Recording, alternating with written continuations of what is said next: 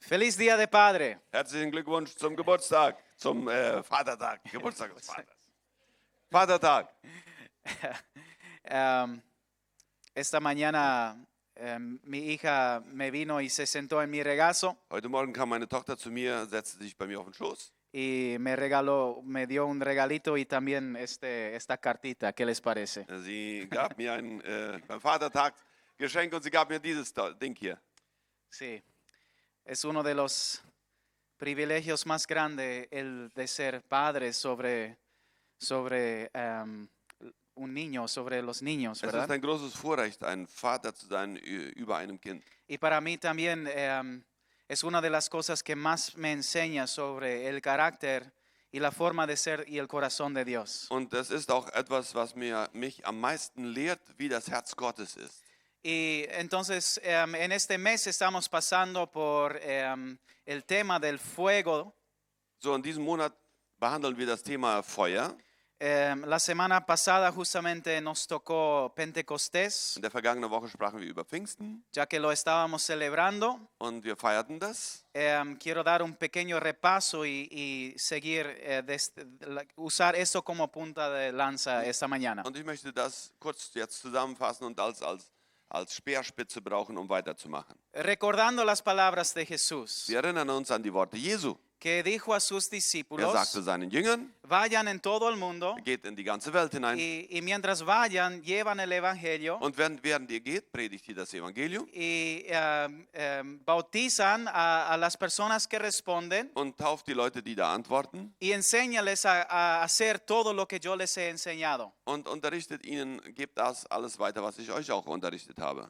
Y después dice, pero espera, no corren, no salen enseguida. Aber dann sagt er, wartet, lauft nicht gleich los, Sino que primero ustedes tienen que ir a esperar algo que yo les voy a dar. sondern ihr müsst erst etwas empfangen, was ich euch geben werde. Wartet nochmal. Yo vuelvo ahora a mi Padre, Ich gehe jetzt zu meinem Vater zurück, pero con mi Padre yo les voy a enviar el Espíritu Santo. aber mit meinem Vater werde ich gemeinsam euch den Heiligen Geist schicken. Y Jesús dijo, recibirán poder cuando el Espíritu Santo viene sobre ustedes. Und Jesus sagt, ihr werdet Kraft empfangen, wenn der Heilige Geist auf euch kommt. Y serán mis testigos en Judea, en Samaria y hasta los confines de la tierra. Ihr werdet meine Zeugen sein in Judäa, Samarien und bis an das Ende der Erde. Recibirán poder, Ihr werdet Kraft empfangen. recibirán poder Kraft werdet ihr empfangen, cuando el Espíritu Santo venga sobre wenn ustedes. der Heilige Geist auf euch kommt. ¿Poder para qué?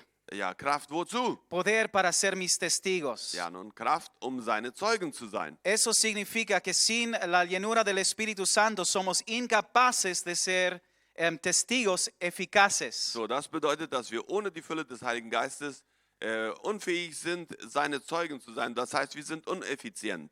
Y entonces ellos hicieron esto mismo. So, genau das haben sie gemacht. Se fueron y quedaron en un lugar y estaban orando y buscando juntos la presencia de Dios. Sie zogen sich an einen Ort zurück und sie suchten gemeinsam die Gegenwart Gottes. Y llegó el día de Dann Pentecostés kam der Tag von Pfingsten y todos estaban reunidos. und alle waren sie versammelt. Y llegó el momento que el Espíritu Santo vino como un viento recio sobre ellos Und dann kam der Moment, wo der Heilige Geist wie ein starker Wind über sie kam. y sobre cada uno de las personas que estaban ahí, Und auf jede Person, die da versammelt war, hombres y mujeres, so Männer und Frauen, viejos y jóvenes, Jung und Alte, bajó como una llama de fuego sobre da kam der ellos. Heilige Geist auf sie herab wie in Form von Flammen, Y Feuerflammen. fueron llenos del Espíritu Santo. Und sie waren voll des Heiligen Geistes. ¿Qué experiencia habrá sido? Was für eine tolle Erfahrung, nicht wahr? Entonces, mientras Ronald iba compartiendo la semana pasada, Und während Ronald vorige Woche, in der vergangenen Woche davon sprach, una de las preguntas que me movía es, eine Frage, die mich dabei bewegte, war, después de esta experiencia, ¿qué? nach dieser Erfahrung, was dann? Was ist das Nächste? Y creo que es la pregunta para muchos de nosotros. Und das ist vielleicht die Frage für viele von uns. Podemos apuntar a momentos en nuestra vida donde tuvimos un encuentro fuerte con el Espíritu Santo. Wir können alle vielleicht auf einen Punkt in unserem Leben zurückweisen, wo wir eine starke Begegnung mit dem Heiligen Geist hatten. Pero siempre viene el lunes después del domingo, ¿no es Aber cierto? nach jedem Sonntag kommt ja ein Montag, nicht wahr? Entonces, ¿cómo podemos mantener esta llama? So, das ist die Frage. Wie können wir diese Flamme am Brennen halten. Ahora yo creo que la llama en el Pentecostés fue algo físico, o sea, en el sentido que se pudo ver Also ich sobre glaube, las personas. ich bin davon überzeugt, dass diese Flamme, die an Pfingsten auf jedem landete, dass das eine sichtbare, eine physische Flamme war, die man konnte sie richtig sehen. Pero a pesar de eso, no fue una llama que a la vista se mantuvo.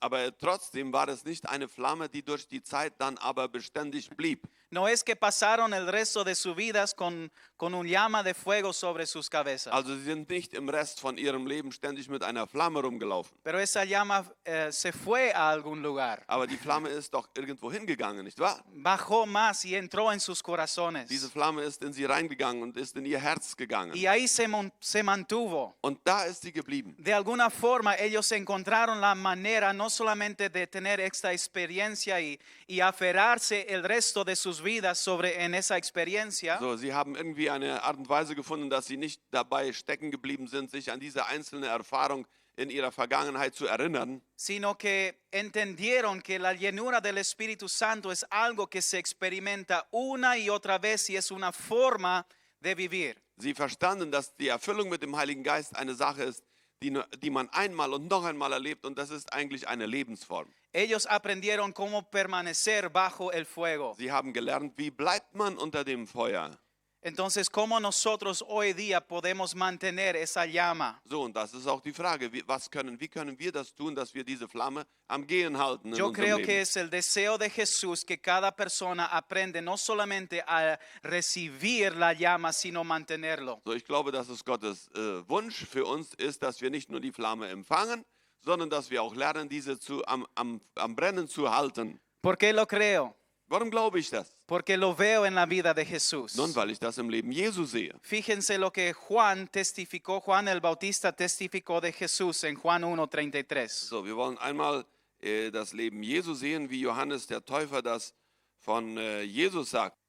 Juan dice, yo mismo lo conocía, pero el que me envió a bautizar con agua me dijo, aquel sobre quien veas que el Espíritu desciende y permanece, es el que bautiza con el Espíritu Santo. Johannes sagt, wer es ist, wusste ich vorher noch nicht, wiederholte Johannes, aber Gott, der mir den Auftrag gab, mit Wasser zu taufen, sagte zu mir, du wirst sehen, wie der Geist auf einen Menschen herabkommt und auf ihm bleibt. Dann weißt du, dass er es ist, der mit dem Heiligen Geist tauft. Dice acerca de Jesús, aquel sobre el cual desciende el Espíritu Santo. So, von Jesus heißt es, das ist die Person, auf der der Heilige Geist herniedergeht.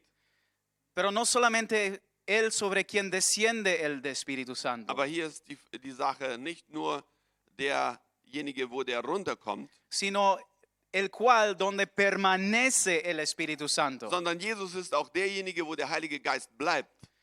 El Espíritu Santo vino y reposó sobre Jesús en su bautismo, Der Heilige Geist kam und setzte sich auf Jesus bei seiner Taufe. pero no fue para una única experiencia, sino fue para mantener, para permanecer y para quedar. Aber der Heilige Geist kam nicht zu Jesus, um ihm einmal eine Erfahrung zu geben, sondern um zu bleiben. Y a esto apunta el Espíritu Santo como testigo en el corazón de Juan. Und darauf geht es, wenn es vom Heiligen Geist heißt, dass er ein Zeugnis ist in unserem Herzen. Das ist, was Johannes sagt. Aquel sobre quien veas el Espíritu Santo descender, Der Herr hatte zu Johannes dem Täufer gesagt, wo die Person, wo du siehst, dass der Heilige Geist herabkommt y permanecer, und bleibt, es el que bautiza con el Espíritu Santo. und das ist die Person, die mit dem Heiligen Geist tauft. ¿Quién es el que bautiza con el Espíritu Santo? So, wer ist derjenige, der mit dem Heiligen Geist tauft? Es Das Jesús, ist Jesus. donde permaneció el Espíritu Santo. Das ist derjenige, wo der Heilige Geist blieb. Eso indica que el bautismo del Espíritu Santo será reflejado en nosotros de la misma forma que fue sobre Jesús. So, und das bedeutet, dass der Heilige Geist in unserem Leben genau das Gleiche widerspiegelt, als was er in Jesus verursachte. Entonces, por eso él dice en Jesús mismo, dice en Lucas 12:49, So, Jesus selber sagt jetzt in Lukas Kapitel 12, Vers 49, he venido a traer fuego a la tierra y como quisiera que estuviera ardiendo ya. In 12, Vers 49 sagt Jesus, ich bin gekommen, um auf der Erde ein Feuer zu entfachen. Wie froh wäre ich, es würde schon brennen.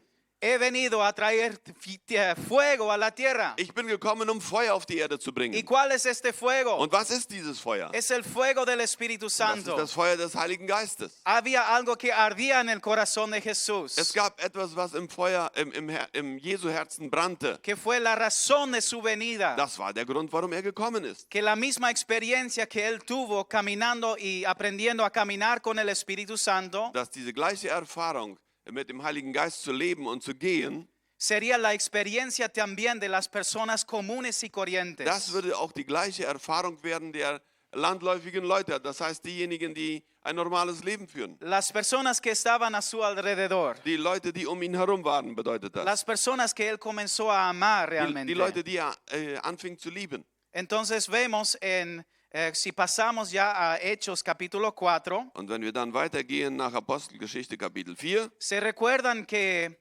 después de este momento de el Pentecostés, dann gab es einen Moment nach Pfingsten. cuando las cosas se ponían duras Das fing an, schwierig zu werden. y había resistencia Und es gab Widerstand. y no había persecución abierta, pero ya la resistencia contra el movimiento de Jesús se había levantado. Nun, es gab noch nicht eine offene Verfolgung, aber es gab Widerstand gegen die Bewegung von Jesus. Y los líderes fueron amenazados de no utilizar más el nombre de Jesús. Und die Leiter der Gemeinde wurden unter Druck gesetzt, dass sie nicht mehr den Namen Jesus brauchen sollten. Entonces fue la primera prueba del fuego que ardía dentro de ellos. So, und das war jetzt die erste Probe für das Feuer, das in ihnen brannte. ¿Cómo iba a responder la iglesia?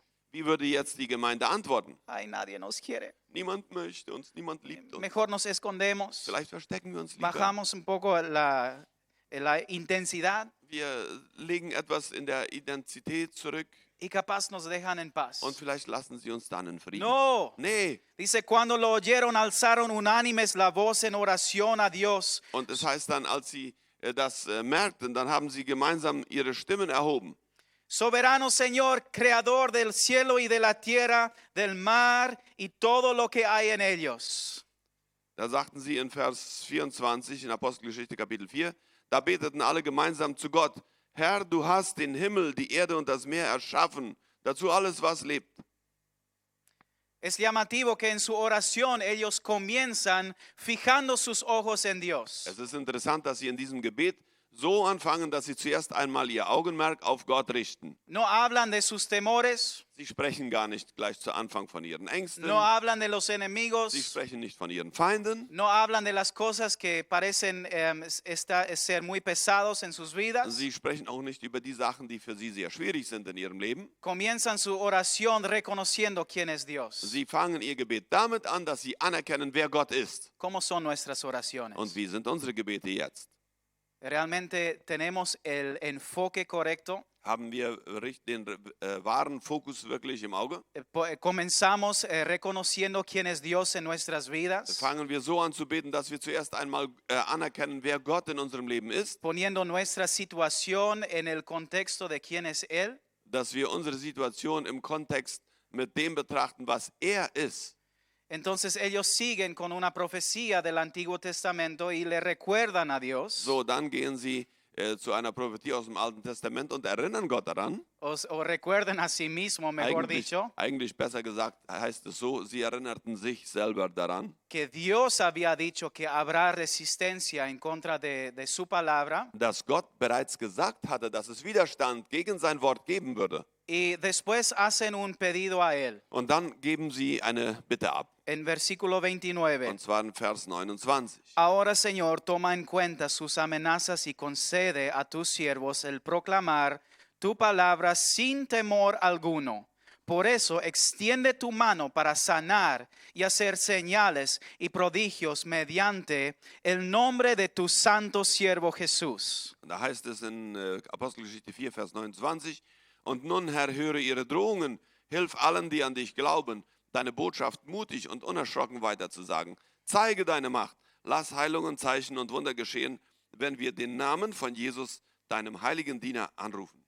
O sea, Señor, toma en cuenta la oposición que estamos enfrentando, So, der Herr nimmt in Betracht die Opposition, die wir erleben, pero no para disminuir la presión, aber nicht um den Druck irgendwie zu schwächen, abzuschwächen, sino más bien para darnos la capacidad para mantenernos en este fuego sondern er gibt uns die Fähigkeit, dass wir in diesem Feuer stehen bleiben y können. para proclamar sin temor la palabra. Und damit wir ohne Furcht das Wort Gottes weitersagen Y können. para que eso crea un ambiente donde milagros pueden suceder. Denn das produziert oder verursacht ein Ambiente, in dem Zeichen und Wunder geschehen Y können. donde el nombre de Jesús es levantado. Und in dem der Name Jesus erhoben wird. Y dice que como respuesta a esta Und oración, dann heißt es weiter als eine Antwort auf dieses Gebet, que el lugar donde ellos estaban temblaba dass der Ort, an dem sie versammelt waren, der erzitterte, y er que todos bebte. fueron llenos del Espíritu Santo. Und alle wurden wieder neu erfüllt mit dem Heiligen Geist. Y a consecuencia compartían la palabra sin temor. Und die Folge davon war, dass sie ohne Furcht von Jesus weitersagten. Lo llamativo es, esto no fue Pentecostés, So, das ist ja jetzt auffällig. Ja, das war ja jetzt nicht Pfingsten.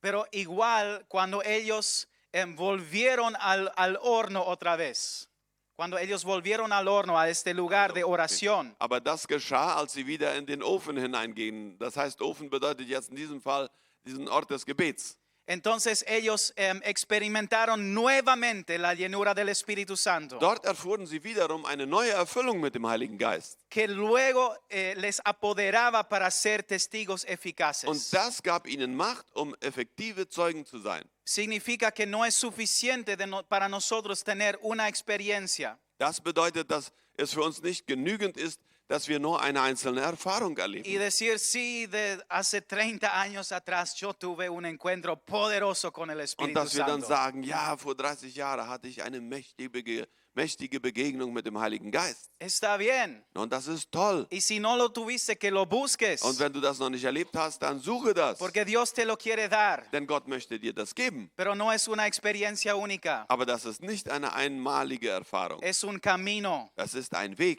Es una forma de Es vivir. ist eine Lebensweise. La llenura del Espíritu Santo sucede una y otra vez cuando nos abrimos a Él. Eine Erfüllung mit dem Heiligen Geist ist eine Sache, die einmal und wieder mal und wiederum geschieht, wenn wir uns ihm öffnen. Ellos no oraban por alivio de la persecución. Sie beteten ja hier nicht um Erleichterung inmitten der Verfolgung. Ellos oraban para poder, para ser testigos. Sie baten um Macht, sie wollten Kraft haben, um Zeugen zu sein. Ahora el fuego representa al Espíritu Santo. Das Feuer repräsentiert den Heiligen Geist. Pero otra manifestación del fuego son las pruebas de la vida por las cuales pasamos. Aber eine andere Manifestation des Feuers sind auch die Prüfungen, durch die wir im Leben gehen. Es el horno Das ist der Ofen, de las der pruebas. Ofen der Prüfungen. ¿Y cómo es que por un lado es el Espíritu Santo y por otro lado son las pruebas que pasamos? Ja, und wie ist das jetzt? Einerseits ist das Feuer der Heilige Geist und andererseits sind das die Prüfungen, durch die wir gehen. Yo creo que al final de cuentas estamos hablando del mismo fuego, Ich glaube, dass wir letztendlich dabei vom gleichen Feuer reden. porque el fuego tiene la misma función en ambos casos. Denn das Feuer hat die gleiche Funktion in beiden Fällen. Tiene la función de formar nuestro carácter a parecer más al carácter de Cristo. Das hat die Funktion, dass unser Charakter dem Charakter Christi ähnlicher wird. Piensa en los lugares donde la iglesia hoy día está creciendo más rápidamente. Denkt einmal an die Orte, wo die Gemeinde Jesu Christi am ganz schnellsten wächst. Y me recordé de eso y yo pensaba en eso la semana pasada cuando Ronald dijo que nosotros tan rápido oramos por la paz y la tranquilidad de nuestro país. Und ich erinnerte mich daran, dass Ronald sagte, vorigen Sonntag, dass wir oft so schnell für Frieden und Einheit in unserem Land beten. Pero ¿será que siempre es lo mejor para nosotros, aunque obviamente lo quisiéramos? Das ist die Frage. Ist Friede und Einigkeit im Land wirklich das, was uns am meisten bekommt? Natürlich würden wir uns das alle wünschen. Sabes, los países donde más crece el evangelio y donde la gente más, o sea, donde más crece la iglesia hoy día, Wisst ihr, welches die Länder sind, wo das Evangelium am ganz stärksten wächst? son países como Irán, Das sind Länder wie zum Beispiel im Iran. Afganistán, Afghanistan ist ein anderes Land, wo es sehr schnell wächst. Gambia en África, Gambia in Afrika. lugares donde hay persecución tremenda en contra de la iglesia. Das sind Länder, in denen es eine wahnsinnige Verfolgung gibt für die Christen. Lugares donde las personas son perseguidos hasta dar su vida, hasta que tienen que entregar su sangre. Das sind Länder, in denen Christen verfolgt werden bis aufs Blut. Sie müssen ihr Leben für ihren Glauben geben. Entonces a veces es el horno de las pruebas, aunque no lo buscamos, es lo que más necesitamos. Und diesen Ofen der Prüfungen ist nicht unbedingt das, was wir suchen, aber tatsächlich ist es genau das, was wir am meisten notwendig haben. Esas fueron las cosas en esa semana que yo iba procesando en preparación para hoy. Und das waren so in dieser Woche die Dinge, die mir in Gedanken durchgingen in dieser letzten Woche.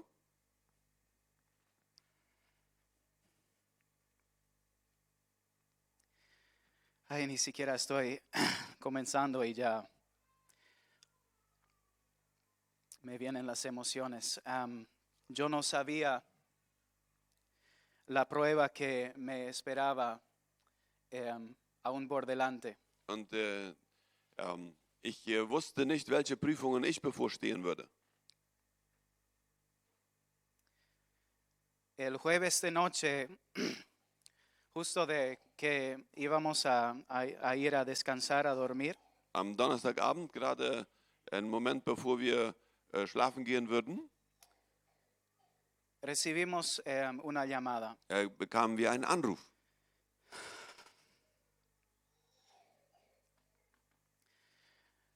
Que amigos nuestros habían tenido un accidente en el Transchaco Dass Freunde von uns einen Autounfall auf dem Trans-Chaco-Weg erlebt hatten y que se encontraban en Pozo Colorado y necesitaban auxilio. und sie waren in Pozo Colorado und sie brauchten dort Hilfe. Entonces yo llamé a Mikey y pedí que me acompañe. Und ich rief dann Mikey an, bat darum, dass er mit mir mitkommt. Si puedes poner esta fotografía, esta es la familia. Dies ist die Familie, da seht ihr Son los das Radcliffes Foto. y muchos de ustedes los van a conocer también. Das sind die Radlefs, viele von euch kennen sie. Quizás escucharon ya algo de la situación en la cual ellos pasaron. Vielleicht habt ihr etwas über die Situation schon gehört, durch die sie gegangen sind. Entonces agarramos todo y salimos a ayudarles. So, wir packten ein paar Sachen zusammen und fuhren los, um ihnen zu helfen. Y yo estaba en modo de ¿cómo es? Yo tenía una misión, yo tenía algo para hacer, entonces estaba en modo de pasos. Also ich hatte einen Auftrag und ich ging den einfach schrittweise durch. Simplemente ir y ver qué es lo que se necesitaba hacer y asegurar que las cosas funcionaban para que ellos podían llegar a un hospital. Das heißt, es bestand darin, hinzufahren, schauen, was fehlt zu tun und was müssen wir machen, damit die in ein Hospital kommen. Uno de las hijas, la mayor hija, había muerto en el instante en el accidente. So, in dem Unfall war die älteste Tochter augenblicklich gestorben. Y muchos otros de la familia estaban lastimados. El hijo mayor no estaba con ellos en el vehículo. Und Él einige andere había der quedado en Familie, casa. einige andere aus der Familie waren auch sehr schwer verletzt, aber der älteste Sohn war nicht dabei gewesen. Y el mismo Peter, el padre, estaba en una situación muy crítica también con su espalda. No sabían exactamente, él podía mover, pero no sabían en qué situación realmente él se encontraba. Und Peter, der Vater dieser Familie, war auch in einem kritischen Zustand. Er hatte eine Rückenverletzung. Man wusste nicht genau, wie schlimm das war. Y por el golpe que él había recibido, él estaba consciente, pero no estaba tampoco completamente en sí. Und wegen dem Schlag, den er bekommen hatte, war er nicht ganz bei sich, aber er war auch nicht ganz weg. Y, Nicht ganz da und auch nicht ganz weg. y en esa situación encontramos a la familia en el puesto de salud en Pozo Colorado. Und in dieser Situation haben wir die Familie dort angetroffen, in Puesto de Salud von Pozo Colorado. Y se recuerdan esta ilustración que para los que estuvieron la semana pasada, Ronald tenía una ilustración de una botella de agua. Und ich weiß nicht, ob ihr euch an das Bild erinnert, das Ronald vorige Woche hier hatte. Er hatte eine Wasserflasche dabei. Y él mostró como que cuando nosotros estamos llenos del Espíritu Santo, Und er zeigte, dass wenn wir voll Heiligen Geistes sind, como cuando una botella está completamente llena hacia el Das- borde con agua, wenn die Flasche wirklich rammelvoll ist, cuando se aprieta, cuando esta botella viene bajo de presión, wenn diese Flasche unter Druck bekommt, ¿qué es lo que sale de la botella? was kommt aus der Flasche Es raus? pura agua. Es ist einfach reines Wasser. Y esto yo vi con propios Und ojos, das habe ich mit eigenen Augen gesehen. porque mi amigo Peter, yo estoy seguro que él no se recuerda nada de esta noche. Denn mein Freund, dieser Peter, ich bin mir sicher, er erinnert sich an nichts, was in diesem Abend geschah. Tenía un ciclo de preguntas que iban más o menos cada 5 minutos, las mismas series de preguntas. Er hatte einen Fragezyklus, den er durchlief, ungefähr jede 5 Minuten wiederholte sich das. Se levantó y porque se olvidó que tenía que mantenerse acostado. Er hob sich auf, aber er sollte eigentlich liegen bleiben. Me preguntó, ¿estamos en Filadelfia? Und er fragte mich, sind wir in Philadelphia? No, no estamos en Filadelfia. Nein, ich sage, wir sind nicht in Philadelphia. Están entre Asunción y Filadelfia. Ihr seid zwischen Asunción und Philadelphia? Ah, ok. Ah ja, sehr gut. ¿Tuvimos un accidente? Hatten wir einen Unfall? Sí, tuvieron un Ja, accidente. ihr hattet einen Unfall. Ah, ok, Ah está ja, bien. okay. Siempre sonriendo, el tipo siempre Und sonríe. immer freundlich, das ist unglaublich. Der Mensch, der hat immer freundlich geschaut. ¿Fue grave el accidente? War der Unfall sehr grob? Sí, Peter, fue muy grave el Ja, sagte accidente. ich Peter, der Unfall war sehr schlimm. Ah, Ah. él estaba acostado al lado del cuerpo. Und er lag neben der Leiche seiner Tochter.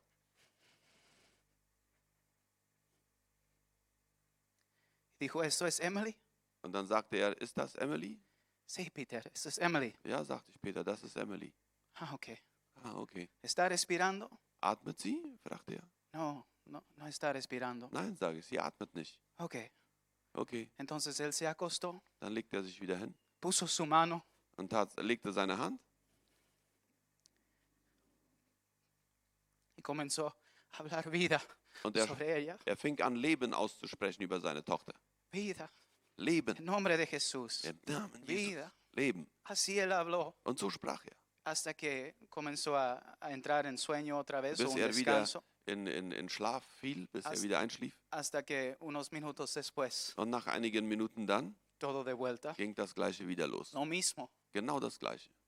¿Qué es lo que salía de él? So was kam aus ihm raus. Eso no puede ser una actuación. Das kann doch nicht Theater sein. Él no tenía forma de ser el hombre fuerte en este momento. Er hatte gar nicht die Dinger zusammen, um ein starker Mann, sich als starker Mann da aufzuspielen. Fue simplemente lo que estaba dentro de él estaba saliendo. Das war ganz einfach das, was in ihm war. Das kam jetzt raus. Para mí fue tan increíble eso. Das war für mich so unglaublich. Y seguimos con todo el procedimiento y llegamos que ellos salieran con la ambulancia. Und dann haben wir diesen ganzen Prozess weitergemacht. Dann kam es so weit, dass sie mit der Ambulanz weiterfahren konnten. Y les acompañamos un tiempo más. Luego, en la próxima mañana, a las 10 más o menos, llegamos de vuelta en casa. Und wir begleiteten sie noch eine Strecke und dann sind wir etwa am nächsten Morgen um 10 Uhr waren wir wieder zu Hause. Y yo todavía, hasta ese momento, yo todavía estaba simplemente cumpliendo con la misión. Und bis dann war ich immer noch dabei, nur diesen Auftrag zu erfüllen. Y literalmente al entrar en nuestro patio y estaba comunicando como había hecho toda la noche, comunicando en el teléfono.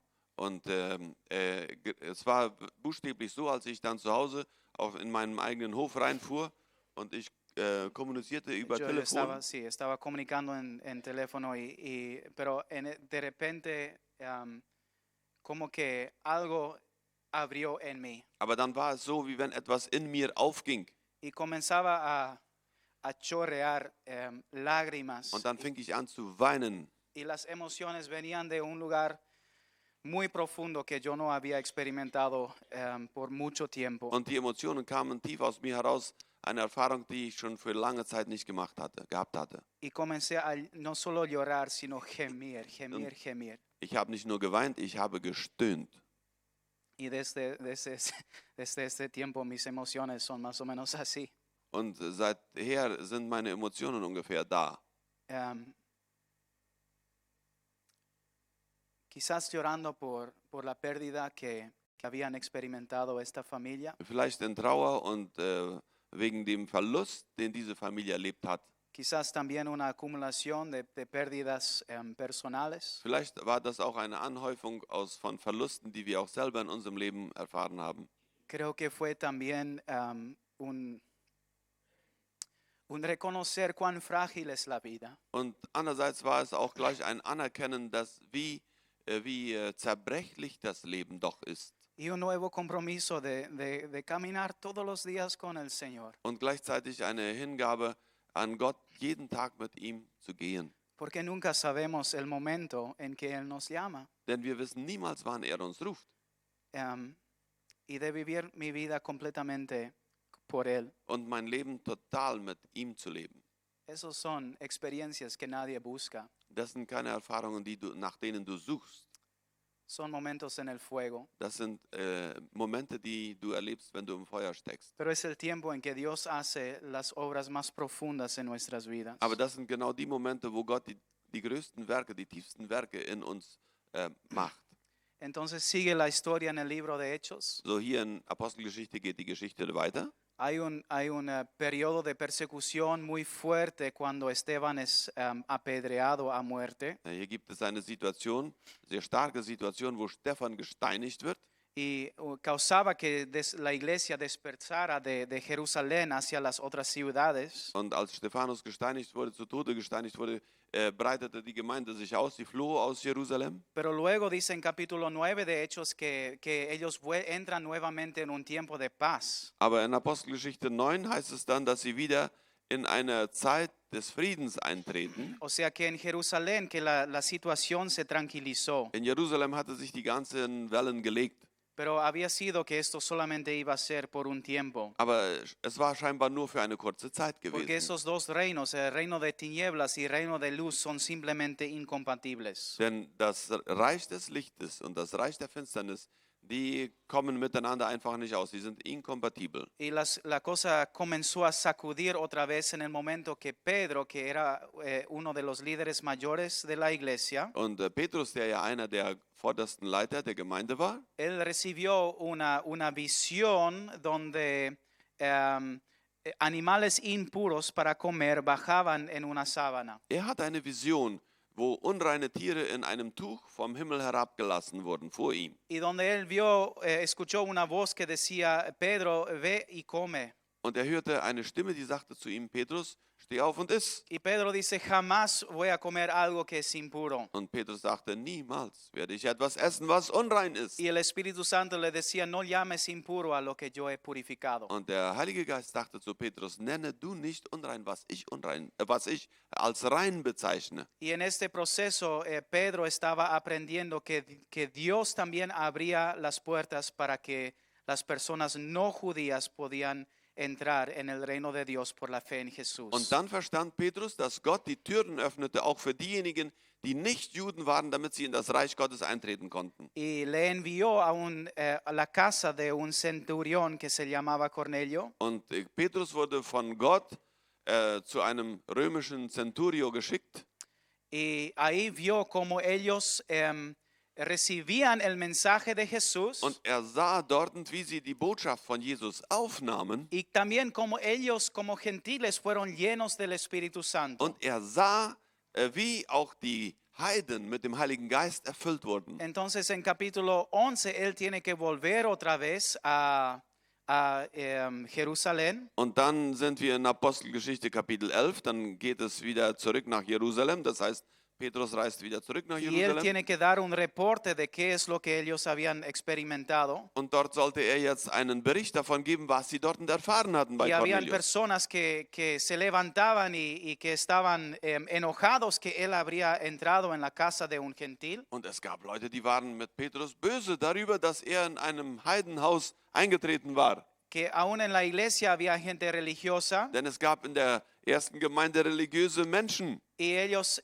y Pedro les contó todo lo que había sucedido. Und der Petrus hat ihnen dann alles erzählt, was geschah. Y básicamente eso la gente como respuesta a esto y ver lo que el Espíritu Santo hizo, ellos alabaron a Dios. Und dann, als die Leute das alles gehört haben, was da geschehen war, dann fingen sie an, Gott zu loben. Entonces se dieron cuenta que Dios también había otorgado la salvación para los gentiles. Und dann erst merkten sie, dass Gott auch eine Rettung für die Heiden vorgesehen hatte. Pero evidentemente este avance no le agradó a las potestades espirituales, Aber dieser Fortschritt scheint nicht den geistlichen Mächten gefallen zu haben. porque las cosas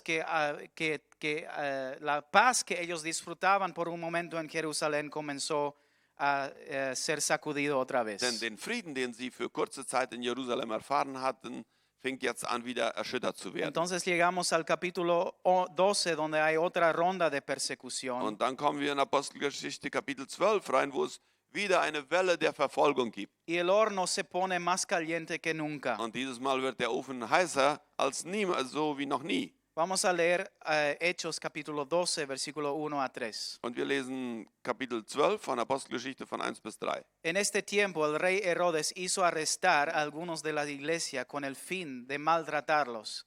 A Jacobo, hermano de Juan, lo mandó matar a espada. Al ver que esto agradaba a los judíos, procedió a prender también a Pedro. Esto sucedió durante la fiesta de los panes sin levadura. In dieser Zeit ließ König Herodes einige Christen in Jerusalem verhaften und foltern. Jakobus, der Bruder von Johannes, wurde enthauptet. Als Herodes merkte, dass er dadurch bei den Juden Ansehen gewann, ließ er auch noch Petrus gefangen nehmen, und zwar während des Festes der ungesäuerten Brote. Ahora, de repente un líder de la iglesia es matado a espada. So, hier kommt jetzt die Situation, dass einer der Leiter der Gemeinde mit der Schärfe des Schwertes umgebracht wird. Sin ninguna oportunidad de hacer algo, sucedió tan rápido. Fue un choque seguramente, me imagino, para la iglesia. So, das ging ganz unvorbereitet, kam das, es geschah, niemand konnte sich wehren und das war wirklich ein Einschlag für die Gemeinde. Y luego el rey Herodes, él ve que eso agrada a los judíos. Und Herodes, der König, sieht, das gefällt den Juden, was ich jetzt eben angestellt habe. Entonces él toma preso a Pedro también Und dann nimmt er Petrus auch noch gefangen. y también a otras personas de la iglesia. Und noch einige andere Leute aus der Gemeinde. Entonces su camino ya está definido. Ellos ven hacia donde lleva esto. Und die Christen sehen schon, wo das hinführen wird. Y para asegurar bien, Herodes le puso bajo guardia de 4 grupos de 4 soldados. Und der Herodes, um sicher zu gehen, hatte 4 verschiedene Wachtruppen aufgestellt, um den Petrus da drin zu bewachen. O sea, había designado a 16 soldados para vigilar sobre Pedro en turnos para asegurar que se mantiene ahí para que podía hacerle pasar lo mismo que pasó Jacobo. 16 Soldaten waren angestellt, um auf Petrus zu bewachen. Ja, 16 Soldaten. O sea, en otras palabras, una situación imposible. Das war einfach eine unmögliche Situation, mit anderen Worten gesagt. Y el versículo clave está en Hechos 12:5. Und den Schlüsselvers finden wir in Apostelgeschichte 12, Vers 5. Pero mientras mantenían a Pedro en la cárcel, la iglesia oraba constante y fervientemente a Dios por él. Da heißt es, aber die Gemeinde in Jerusalem hörte nicht auf, für den Gefangenen zu beten. Mientras Pedro estaba en la cárcel, Während Petrus im Gefängnis war, la iglesia estaba orando. betete die Gemeinde. Estaba orando constantemente. Sie beteten ständig. Estaban orando Sie fervientemente. beteten mit Feuer. Y entonces vemos que la historia comienza a cambiar. Und dann sehen wir, dass die Geschichte sich anfängt zu verändern. Dice la misma noche en que Herodes estaba a punto de sacar a Pedro para someterlo al juicio, este dormía entre 2 soldados sujetado con 2 cadenas. Unos guardias vigilaban la entrada de la cárcel. Da heißt es, in der letzten Nacht vor dem Prozess schlief Petrus zwischen 2 Soldaten und war mit Ketten an sie gefesselt. Die beiden anderen Soldaten hielten vor der Zelle Wache. Me encanta este cuadro. Dieses Bild gefällt mir. Pedro está el día antes de su probable ejecución.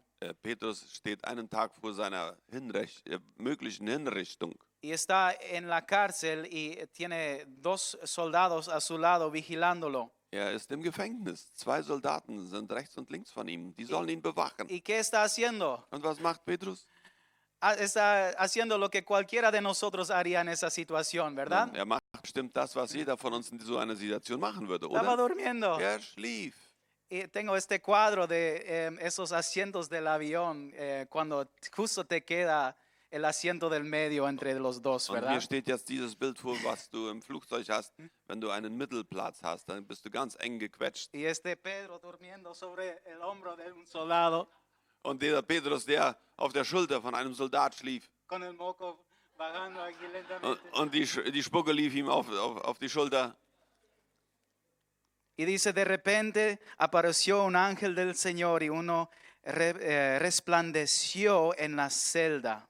Dann heißt es, plötzlich betrat ein Engel des Herrn die Zelle und Licht erfüllte den Raum. Despertó a Pedro con unas palmadas en el costado. Levántate, hijo. Y le dijo, date prisa, levántate. Las cadenas cayeron de las manos de Pedro. Und dann heißt es, also plötzlich trat ein Engel des Herrn in die Zelle und Licht erfüllte den Raum. Der Engel weckte Petrus, indem er ihn anstieß und sagte zu ihm, steh schnell auf. Sofort fielen Petrus die Ketten von den Handgelenken. Y dice que luego Pedro se levantó y comenzó a seguir al ángel. Und dann heißt es, dass Petrus aufstand und dem Engel hinterherging. Y que todavía él no estaba seguro si lo que él veía fue un sueño, una visión o realidad. Und er wusste selber nicht, ist dies jetzt Realität, ist dies Traum oder Vision, was ich hier erlebe, Hasta que llegó afuera. bis er draußen war. Entonces, dice en Hechos 12, versículo 12, que él se encontró entonces en la calle y se dio cuenta que realmente estaba sucediendo. Se Und volvió en sí, dice. Und als er dann draußen war, ist er wirklich voll und ganz aufgewacht und merkte, wow, ich bin tatsächlich draußen. Entonces, cuando cayó en cuenta de esto, fue a la casa de María, la madre de Juan, apodado Marcos, donde muchas personas estaban reunidas orando. Llamó a la puerta de la calle y salió a responder una criada llamada Rode. Al reconocer la voz de Pedro, se puso tan contenta que volvió corriendo sin abrir. Pedro está a la puerta, exclamó. Dann heißt es, als er das begriffen hatte, ging er zu dem Haus, in dem Maria wohnte, die Mutter von Johannes Markus. Dort hatten sich viele Christen aus der Gemeinde zusammengefunden, um zu beten. Petrus klopfte an die Haustür. Da kam eine Dienerin, die Rode hieß, und wollte hören, wer da war.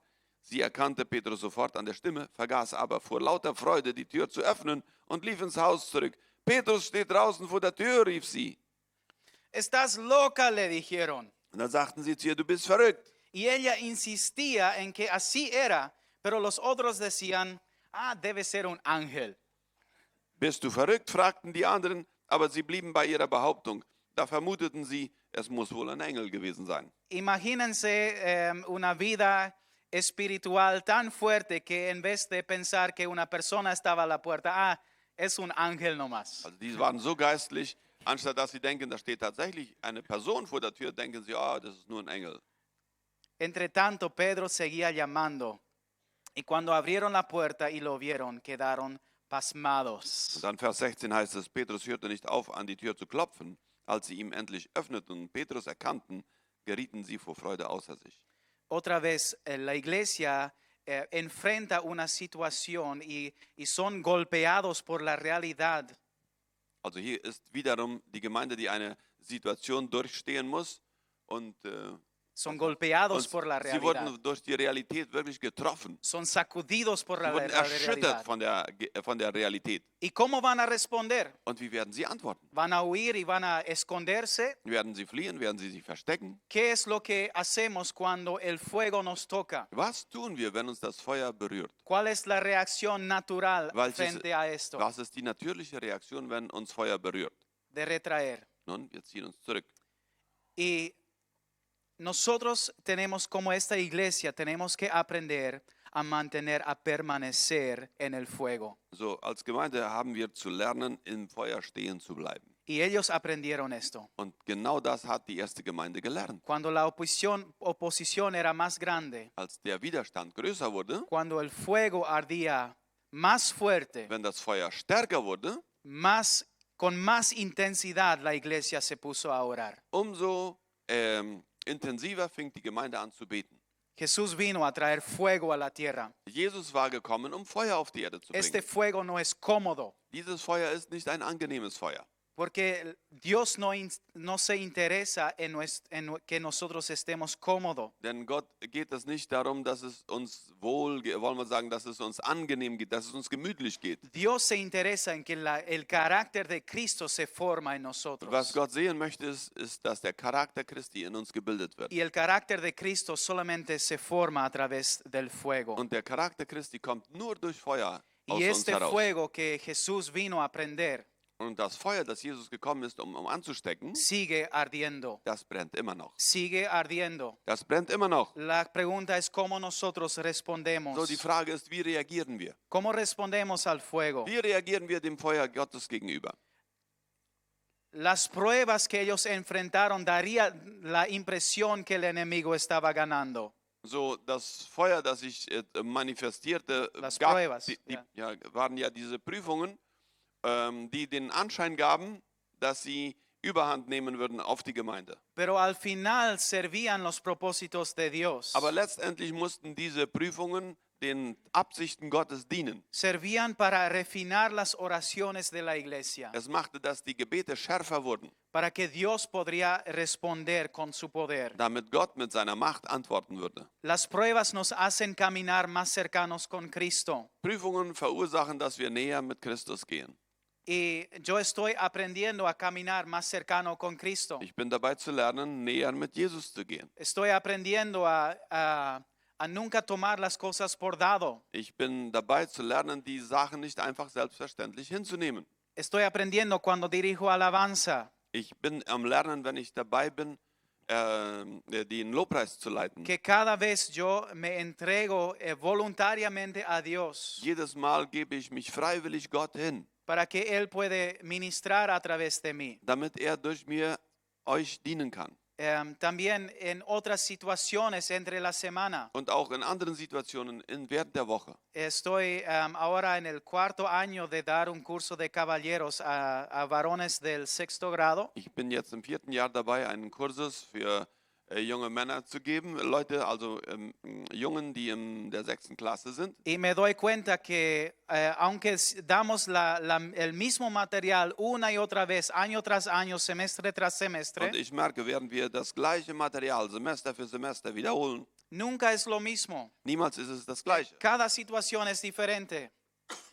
Jede Situation ist anders. Könnt ihr Cada- bitte die Klimaanlage ausmachen? Ich muss hier bald niesen. Cada grupo es diferente. Jede Gruppe ist anders. Entonces yo no puedo confiar en las experiencias que yo tuve en el semestre pasado. So, weil jede Gruppe anders ist und jede Zeit anders ist, kann ich mich nicht einfach auf die Erfahrungen des vorherigen Semesters verlassen. Yo tengo que buscar al Espíritu Santo Ich muss den Heiligen Geist suchen, que me dé la dirección para este grupo en específico. dass der Heilige Geist mich für jede Gruppe extra anleitet. Lo estoy aprendiendo a caminar con el Espíritu Santo en las cosas cotidianas, diarias también. Ich lerne auch mit dem Heiligen Geist in den alltäglichen Dingen zu gehen. La vez pasada tenía que cortar un árbol en nuestro patio. Neulich zum Beispiel musste ich einen Baum besägen Que bei uns zu Hause. estaba muy cerca a la muralla del vecino. Und dieser Baum stand sehr nah am Zaun des Nachbars, an Y der si- Mauer. Y yo sabía si iba a cortar abajo, se iba probablemente a tumbar ¿ah? Sí, iba a caer sobre la muralla. Und ich sí. wusste, wenn ich ihn unten absäge, wird er bestimmt auf die Mauer fallen. Entonces el plan A fue, yo me subí por la escalera y lo más alto que pude yo até una piola. Also mein Plan war dann, und das machte ich, mit einer Leiter stieg ich so weit ich konnte auf den Baum rauf, band oben einen Strick an. Y tomé la piola y lo até a otro árbol. Dann habe ich den Strick an einen anderen Baum angebunden. Y tenía mi cinta de herramientas Und ich hatte meinen Gürtel mit all den Werkzeugen y mi motosierra. und auch meine Baumsäge. y quería cortar el árbol lo más alto que pude para que haya menos peso sobre en el momento que caiga. Und ich wollte ihn von oben runterschneiden, damit er nicht so schwer war in dem Moment, wenn er fallen würde. Entonces preparé todo mi plan Ich hatte meinen ganzen Plan vorbereitet y estaba por ejecutar. und ich wollte ihn gerade durchführen. Me subí por la escalera al punto tope, Ich stieg also mit der Leiter bis auf die Spitze. me até al árbol con mi cinta de herramientas, Ich band mich am Baum fest mit meinem Gürtel levanté el motosierre. und ich hob die Baumsäge hoch. ¿Qué podría ir mal, verdad? Was konnte jetzt noch schiefgehen? Y simplemente no tenía paz. Und ich hatte einfach nicht Frieden. Entonces me desaté Also habe ich mich wieder y me losgebunden, bajé bin wieder runtergeklettert. y, Señor, ¿ahora qué Ich hacemos? sage, Herr, was tun wir jetzt? Y quedé mirando al árbol Und dann stand ich und schaute den Baum an. y no tenía claridad en qué hacer. Und ich hatte nicht Klarheit darüber, was ich jetzt tun würde. Entonces lo dejé. Also habe ich das sein gelassen. Un tiempo después, unos días después, volví otra vez Und nach einigen Tagen bin ich wieder rangegangen, habe mir den Baum wieder mirando al angeschaut, árbol. beobachtete den ¿Qué Baum. voy a hacer? Was werde ich mit diesem Baum machen? No tenía claridad Ich hatte immer noch keine y Klarheit. lo dejé Dann ließ ich ihn stehen. hasta que un momento que tuve una estrategia que era más sencilla Und dann entwickelte ich eine Strategie, die war viel einfacher. y que de hecho funcionó Und die funktionierte auch tatsächlich. y que el árbol cayó perfectamente y no hubo Und daños. dadurch fiel der Baum dann genau auf die Stelle, wo ich ihn haben wollte. Es gab keinen Schaden. Porque comparto, Warum sage ich das? qué importante es aprender a caminar con el Espíritu Santo en el día a día. Es ist wichtig, dass wir lernen, täglich in jeder Situation mit dem Heiligen Geist zu gehen, gemeinsam zu gehen. Y que entendamos que las cosas que nos suceden cumplen un propósito. Und dass die Dinge, die uns geschehen, die haben einen Zweck, die haben einen Sinn. Si no corremos de ellos, sino que que si permanecemos cuando hay presión. Und es geht darum, dass wir lernen, stehen zu bleiben, wenn es Druck gibt. Dass wir nicht weglaufen. Esto es el propósito de Dios para ti, Das ist Gottes Absicht für dich, para formar el carácter de Cristo den Charakter Christi in dir zu formen. en ti. In dir. Vamos a ponernos de pie. So, wir wollen aufstehen.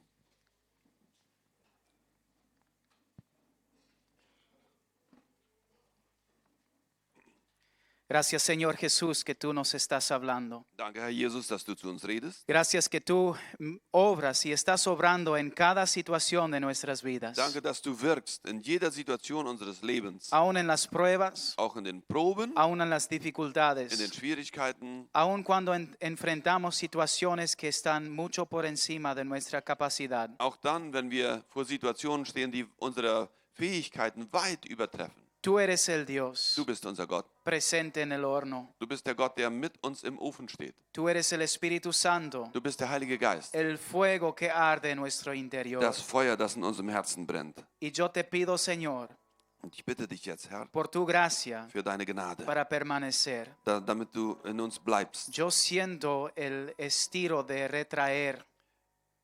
Yo siento el estiro de retraerme. Ich merke, dass ich dazu neige, mich zurückzuziehen. Y yo quiero aprender Aber ich möchte lernen, a permanecer ich möchte lernen zu bleiben, bajo el fuego unter deinem Feuer zu bleiben, para que tú me refinas, damit du mich verfeinerst, para que tu carácter se forma en mí. damit dein Charakter sich in mir formt. Y si tú todavía no tienes no has tenido este encuentro, Und wenn du diese Begegnung noch nicht y si gehabt tú no hast, tienes claridad und wenn du nicht Klarheit hast, que el Espíritu Santo está dentro de ti, wenn du nicht Klarheit darüber hast, dass der Heilige Geist in dir ist, entonces tú le puedes invitar hoy día. dann kannst du ihn heute darum bitten. Y eso se logra a través de invitando a Jesús Und das kriegt man dadurch, dass man Jesus einladet, a ser el Señor y el Salvador de tu vida. dass er der Herr und Retter deines Lebens Tú wird. necesitas un Du Salvador, brauchst einen Retter, porque sin Jesús tú vas a perder tu vida denn ohne Jesus wirst du dein Leben verlieren. y las cosas van a terminar mal. Und die Dinge werden schlecht enden. Y entonces tú necesitas a Jesús. So, deswegen brauchst du Jesus. Tú necesitas la salvación que solamente Él puede traer. Du brauchst Rettung, die nur er bringen kann. Y si tú sientes esa necesidad, te invito a que ores. Und wenn du diese Not empfindest für dich, dann lade ich dich jetzt ein, bete. Señor Jesús, Herr Jesus, me doy cuenta que te necesito. ich merke gerade, dass ich dich notwendig habe. Yo creo que tú moriste por mí en la cruz. Ich glaube, dass du für mich am Kreuz gestorben bist. Yo creo que tú eres el Salvador del mundo. Ich glaube, dass du der Retter der Welt bist. Y hoy quiero que tú seas mi Salvador. Und heute möchte ich, dass du mein Retter Que me wirst. salvas de la maldad. Dass du mich vom Bösen erlöst. Que me salvas de la Dass rebelión. du mich rettest von meiner Rebellion. Que me haces limpio por dentro. Und dass du mich innerlich rein machst. Y que me llenas de tu Und Espíritu dass du mich Santo. mit deinem Heiligen Geist erfüllst. Desde hoy en adelante, Von heute und weiter yo te pertenezco. gehöre ich zu dir. Lléname, Señor, Fülle mich, Herr. en el nombre de Jesús. Im Namen Jesus. Amén. Amen.